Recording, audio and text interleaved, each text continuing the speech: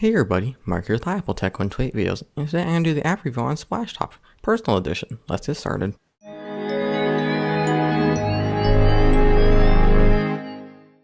When you launch the app, this is the page you'll be greeted with after you sign into your free account and download the Splashtop streamer on Mac or Windows. On the top left corner is the refresh button to refresh your computers. And on the middle, it says it's a Personal Edition. Over on the right, you have your settings tab. Below settings is the share option also.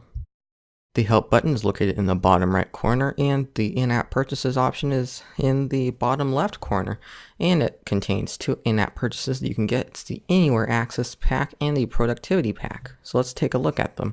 The Anywhere Access Pack lets you access your Mac or Windows computer, and you do not need to be on the same Wi-Fi connection, which is good if you're traveling away from the office and you need to access a quick file and you're not on that same network as your computer.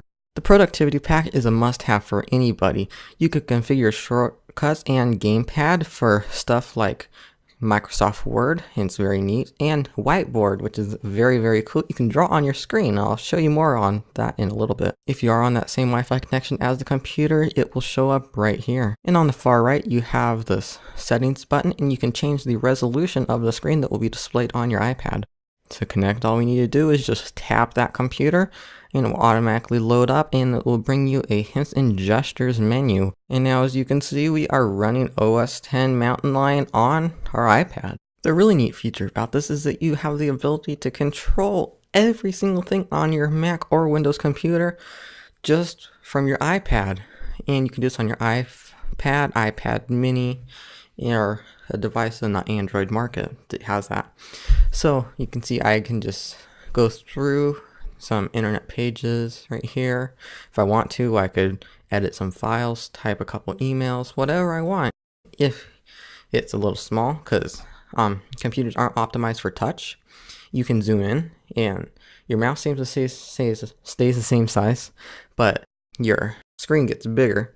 So you can just use one finger after you zoom in to move around the screen, and it's just really cool. What's neat about this is that I can also control it from my Mac, so even while it's being streamed, I don't need to touch my iPad to change what's on my iPad. What I really like about this app is that if you have two monitors like I do, you can switch from one monitor to the other, so you're not limited to be working on one, you can work on both at the same time.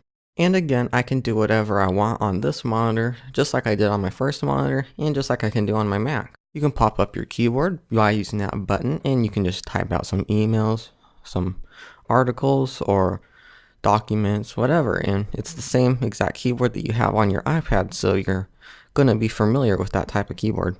Now with this keyboard, we do get a couple of added features. We have the delete button on the top, as well as our left, right, up, and down keys, so we can go through and edit something and not use that horrible magnifying glass that Apple's had you stuck with forever.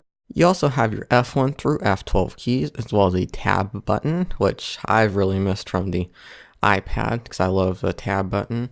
We also have escape, and my favorite, the command key. You just tap the command key and choose whatever letter you want. I'm just going to quit the application. I do Q and it automatically just quits that app for me. And we also do have Alt, Control, as well as Shift. So let's take a look at the bottom toolbar.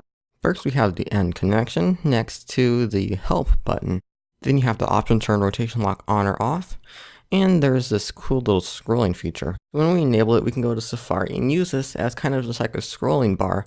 So instead of using that two-finger gesture, we can just go up and down and use that.